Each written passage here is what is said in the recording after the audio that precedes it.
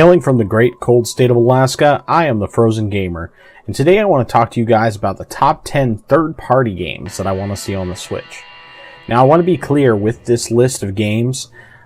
The top 10, I'm going to be discussing just the games that I personally would like to see on Switch. This is not going to include everything that you guys might want to see, and the reality is that also, as you go higher up in the numbers, that is, starting with number 10, it's basically saying this is something that I really would like to see, but is less likely. And the further down you get the list, the closer you get to the beginning of the list, the more likely that these games are to arrive, and also, obviously, the higher priority for me personally. So number 10, Half-Life 2. And when I say Half-Life 2, I'm not talking about just Half-Life 2 by itself. I'm talking about Half-Life 2 with Episode 1 and Episode 2. I realize Half-Life 2 is an incomplete experience, which is unfortunate, but the reality is that it's still a truly excellent game. I mean, there is a reason why this game is so beloved by so many people. And now that we have Valve actually publishing games for the Switch, specifically we know that they're publishing Firewatch as they just bought Campo Santo, I think that there's a decent chance. I would say it's pretty slim, but it's not impossible. And Half-Life 2 would be a great series to see on the Nintendo Switch. Even though it is an old game, it still holds up really well. Number 9, Portal 2. Now, of course, I would love to see both Portal games. I think that releasing the two games as a combo pack would be truly fantastic, because these are two of my favorite games of all time. But if I had to choose just one, it would be Portal 2.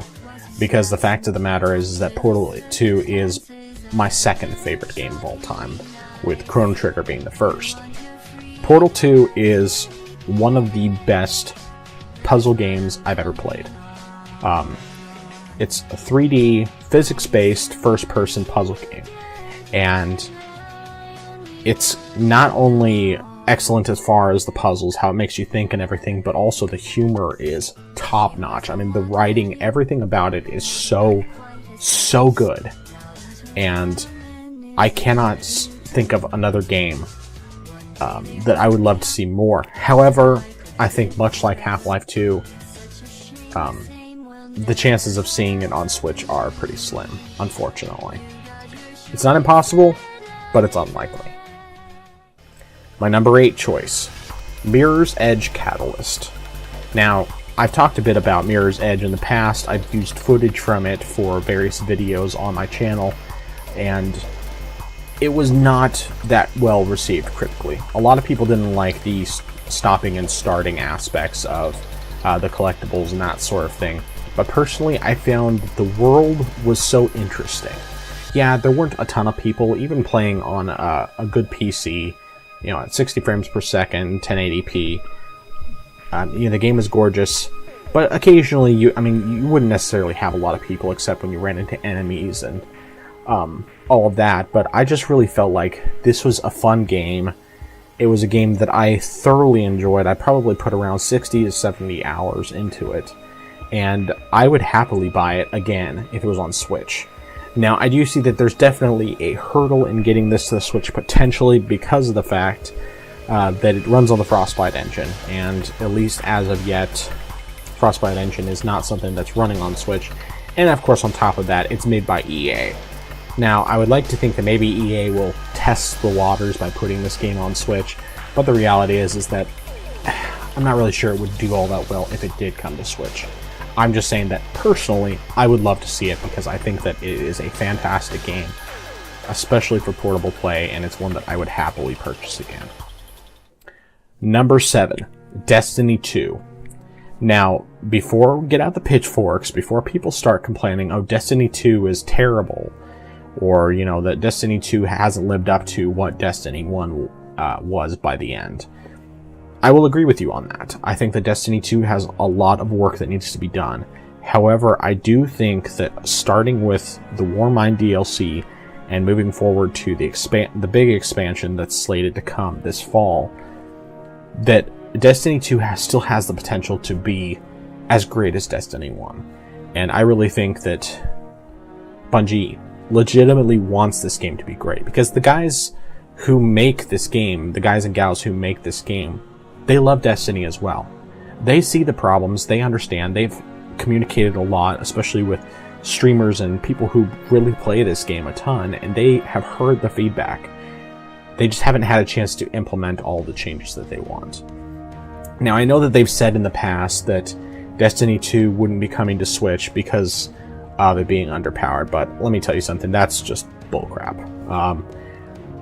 The Switch is not too underpowered to play the game. It'll have to play the game at 30 frames per second, which is not a problem. You know, both Destiny 1 and Destiny 2 on consoles play at 30 frames per second. And they might have to reduce some settings here and there, but honestly, I don't think it's that big of a deal.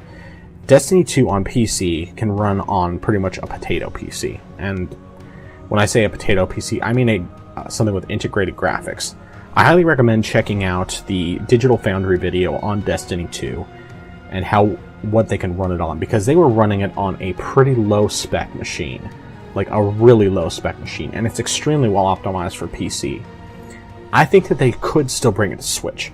Obviously, the one downside is that because it is an online only game, it's something that you would have to play at home, or somewhere where you have a solid Wi-Fi signal. But even with that being said, it could still work. I mean, Splatoon 2, at least all of the multiplayer stuff, is basically online. Yeah, you can do some local co-op and some local multiplayer, but the reality is that most people aren't going to have a lot of people to play with in that fashion. And I have played Splatoon 2 on my Switch in handheld mode plenty of time, and I've never had any issues when I've been at home. And so I think that it's a hurdle that people can overcome.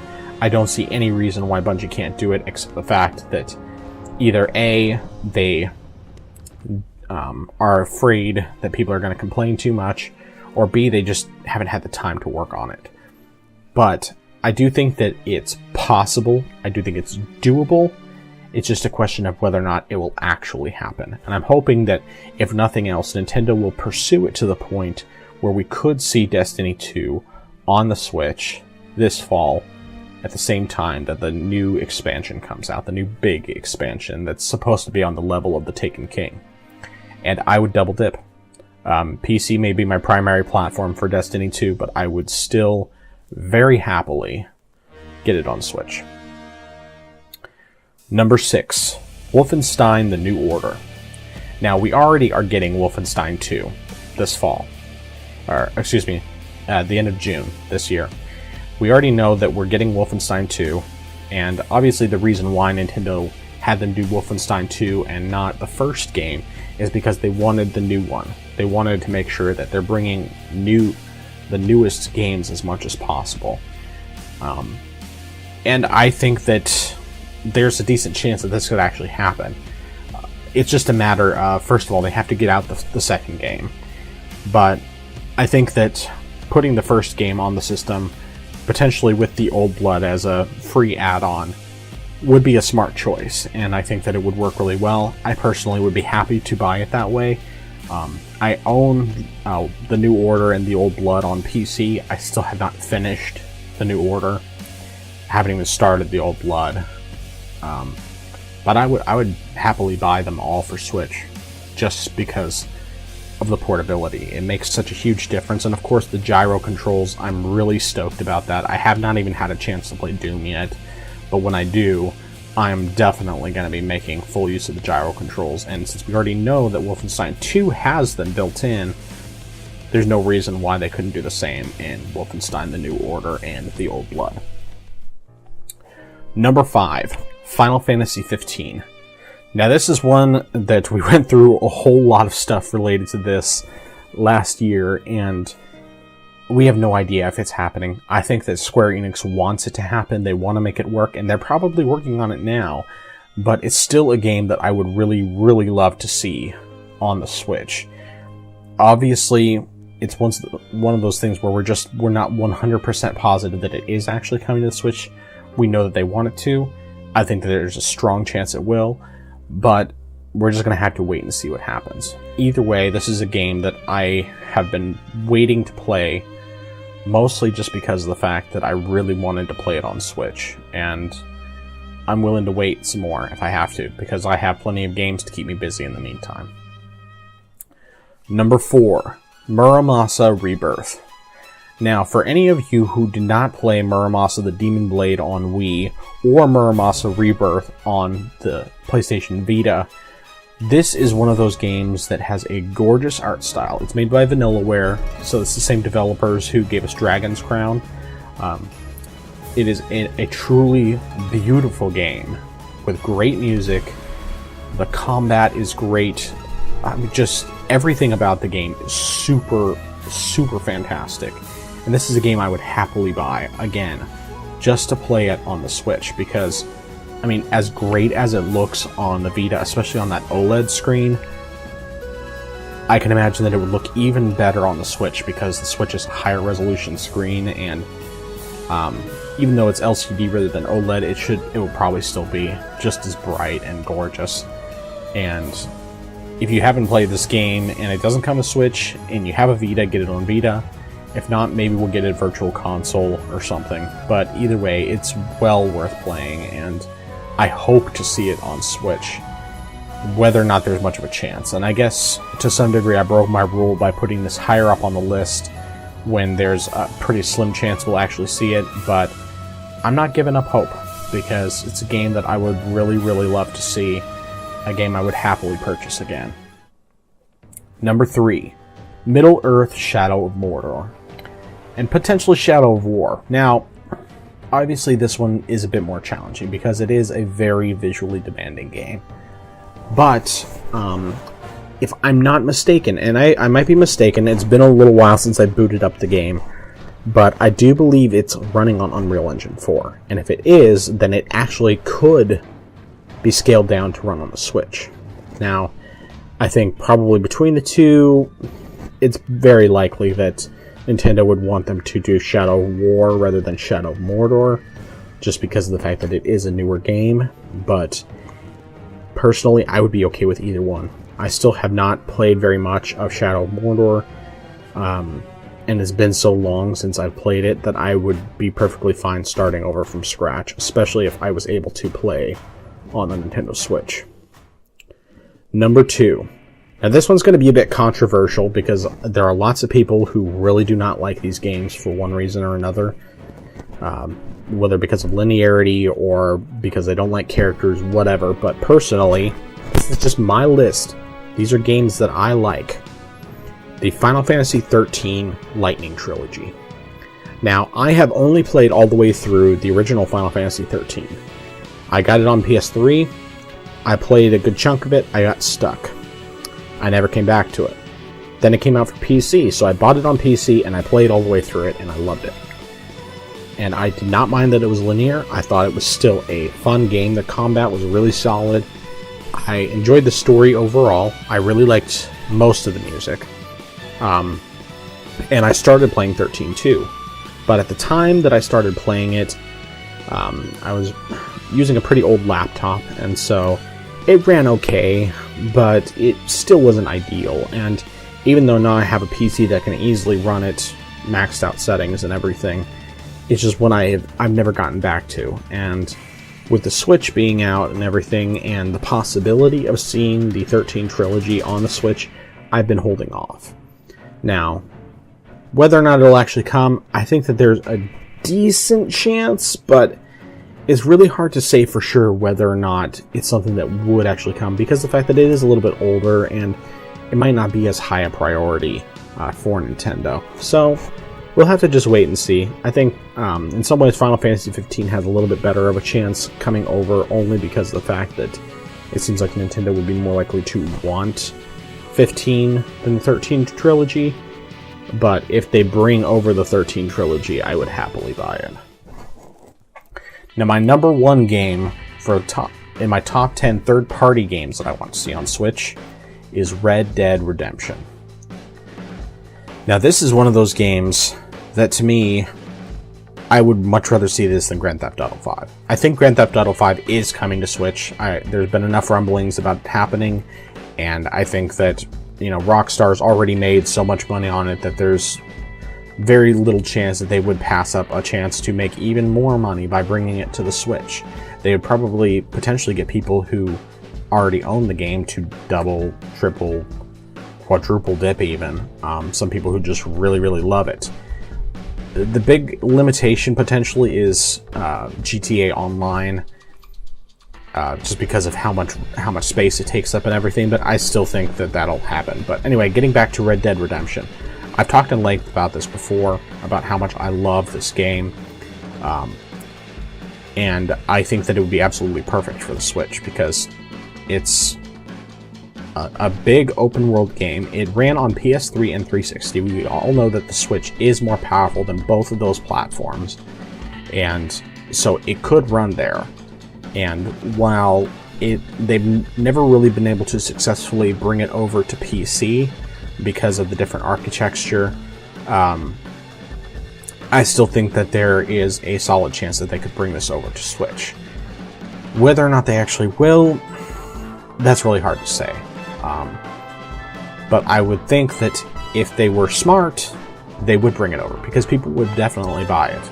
There's no question it would sell. I mean, they brought over LA Noire, and yeah, of course they brought that over to other platforms as well.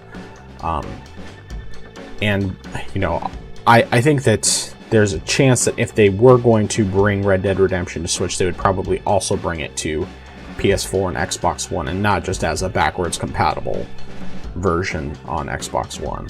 But either way, Red Dead Redemption is a truly stellar game. It's easily the one Rockstar open world game that I would love to play on the Switch. And I mean, I've been looking for a reason to replay this game, and I tried starting over on PS3 last year, and I played for a little bit, and the game kept freezing on me.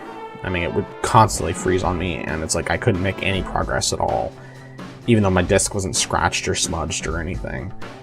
And so I just stopped trying. And now with the Switch, I'm thinking, you know, I'm gonna wait it out a little bit, see if it comes, and hopefully at some point it'll happen. And even if it doesn't, you know, it is what it is. But it's definitely worthwhile if it does come, and it's easily the one game that I want on, the one third-party game that I want on Switch more than any other game. So what about you guys? Why don't you tell me down in the comment section below what it is that you would like to have on the Switch from third parties. I mean, we know that there's a number of games coming. I'm sure there's probably quite a few unannounced ones, some of which will even be surprises to us. Not that I have any inside knowledge, because I literally do not. But, you know, what would you guys like to see on Switch? And to some degree, you probably should try to keep it a little bit realistic. I mean, platform exclusives like things like Persona and anything that's a Sony first-party game or a Microsoft first-party game. Come on, I mean, be realistic. But still, you know, there are probably some third-party games that either you really love and would love to see, or games that just stuff I haven't thought of. So go ahead and let me know in the comment section below, and until next time, this has been the Frozen Gamer, and I'll talk to you later.